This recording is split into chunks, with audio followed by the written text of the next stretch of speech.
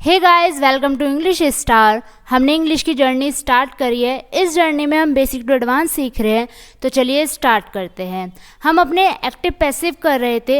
Active passive का आज ये सेकंड पार्ट है। जिसने फर्स्ट पार्ट नहीं देखा है पहले वो तो जाके देख लीजिए। तो हमने उसमें बेसिक समझ लिया था, लेकिन फिर से हम एक बार बेसिक समझ लेते हैं।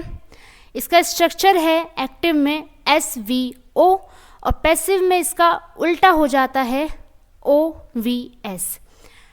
ओ चला जाता है सब्जेक्ट में हमारा ऑब्जेक्ट, और सब्जेक्ट चला जाता है ऑब्जेक्ट में। वर्ब अपनी जगह ही रहता है, लेकिन वर्ब के साथ थर्ड फॉर्म और बाय लग जाता है। ये भी मैंने आपको लिस्ट याद करने के लिए दी थी। आई होप आपने ये याद कर ली हो। तो चलिए आगे शुरू करते हैं। आज करेंगे हम अपना प्रेजेंट कॉन्टिन्यूस टेंस। हमने इंडेफिनिट टेंस के प्रेजेंट, पास्ट, फ्यूचर तीनों कवर कर लिए हैं। आज हम करने वाले हैं कॉन्टिन्यूस। तो हमने एक्टिव, हमें पता है जो हमारे सेंटेंस होते हैं normal, subject plus IS plus verb की फर्स्ट फॉर्म ING ऑब्जेक्ट। ये तो हमारा प्रेजेंट कॉन्टिन्यूस टेंस है जो हमने बचपन से पढ़ते हुए आ रहे हैं। ये है एक्टिव का। लेकिन अब बात करनी है हमें पैसिव की। पैसिव का सेंटेंस है प्रेजेंट कॉन्टिन्यूस का, subject plus IS being verb की थर्ड फॉर्म और बाय। ये तो कंपलसरी है, तो लगना ही है। मैंने बताया था कि पैसिव जो हम कर रहे हैं तो उसमें वर्ब की थर्ड फॉर्म प्लस बाय तो आना ही है। और इसमें एक और चीज़ है, जब हम कंटिन्यूस कर रहे हैं एक्टिव पैसिव में तो बीइंग भी ज़रूर लगेगा। ठीक है, तो इसका हम एग्जाम्पल देखते हैं। I am watching movie. तो अब ये मेरा क्या है, ऑब्जेक्ट है, ये मेरा सब्जेक्ट है और ये वर्ब है। तो मेरी मूवी चली जाएगी कहाँ पे, सब्जेक्ट में। तो मूवी, अब ये बना रहे हैं हम अपना पैसिव का। मूवी क्या है, एक सिंगुलर है, तो हम यहाँ पर इज़ यूज़ करेंगे। मूवी इज़, और इसके बाद फॉर्मूले में देखो हमारी हेल्पिंग वर्ब, ये हमारी हेल्पिंग वर्ब है। हेल्पिंग वर्ब के बाद हमें क्या यूज़ करना है, बीइंग तो करना ही है कॉन्टिन्यूस टेंस में। पैसिव में बीइंग तो हमें यूज़ करना है, बीइंग लगा दिया। फिर हमें अपनी वर्ब लगानी है। वर्ब है हमारे यहाँ पे वॉचिंग, वॉच की थर्ड फॉर्म होती है वॉच्ड। बाय भी लगाना है, ये वर्ब की थर्ड फॉर्म है वॉच्ड, और ये बाय। और आई का, अगर हम आई को पैसिव में लिख रहे हैं तो क्या बन जाएगा, me. Movie is being watched by मी।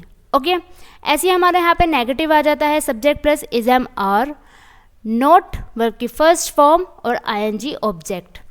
अब इसका पैसिव में हम बनाएंगे बिल्कुल सेम ही है, बस हमें अपनी हेल्पिंग वर्ब के बाद IS के बाद हमें नोट लगा देना है, और बीइंग तो कंपलसरी है।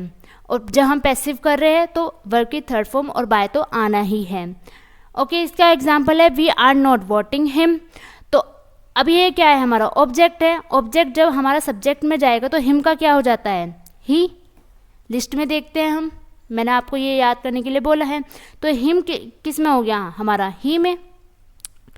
ओके, तो हिम हो जाएगा हमारा ही में। ही इज़, क्योंकि सिंगुलर है, ही इज़ बीइंग के पहले आएगा। ये चीज़ याद रखनी है कि नोट कहाँ आएगा, हमारे हेल्पिंग वर्ब के बाद आएगा नोट।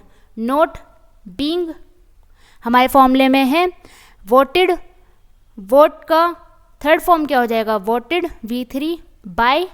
और हमें अब ये देखो उल्टा चलेगा, ठीक है। और V का क्या हो जाता है, V का हम लिस्ट में जाते हैं, V का हमारा क्या बन जाता है, अस। तो हमने यहाँ पे अस यूज़ कर दिया। ओके, ऐसे हमारा इंटेरोगेटिव भी है। हमारा सब्जेक्ट के पहले हमारी आ जाएगी helping verb, IS subject, verb की फर्स्ट फॉर्म ING ऑब्जेक्ट।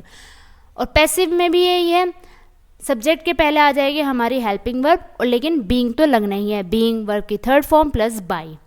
देखो आपको अभी तक तो समझ ही आ गया होगा कि वर्ब की थर्ड फॉर्म और बाय तो लगाना ही है। मैं बार बार हर एक सेंटेंस में ये चीज़ नोट करती हूँ, आपको जो याद रहे कि हम पैसिव कर रहे हैं तो उसमें वर्ब की थर्ड फॉर्म तो ज़रूर आनी है और प्लस बाय।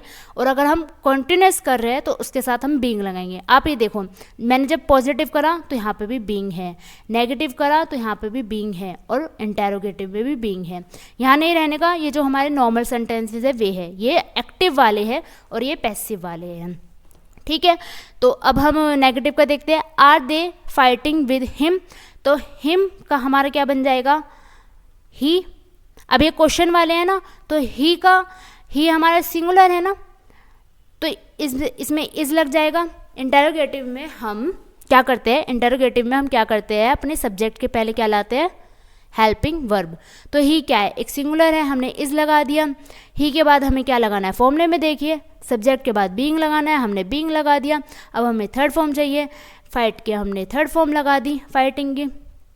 ओके, यह हमें थर्ड फॉर्म भी याद करनी पड़ेगी वर्ब की, तीनों फॉर्म। फिर हमने बाय लगा दिया, और दे का क्या होता है, दैम हो जाता है।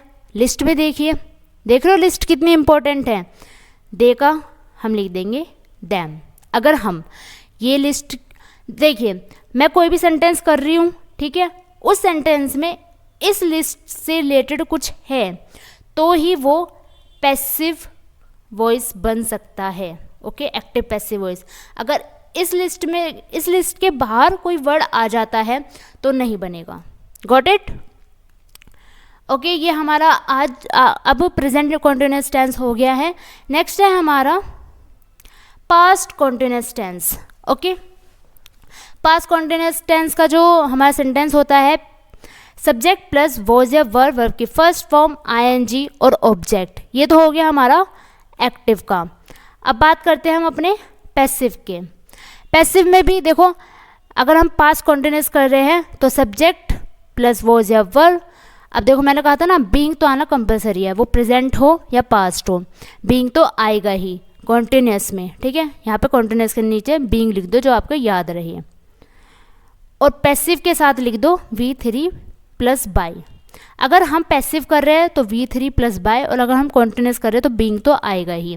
ठीक है, V3 प्लस बाय और ऑब्जेक्ट। एग्जाम्पल देखते हैं हम यहाँ पर, you were listening to news.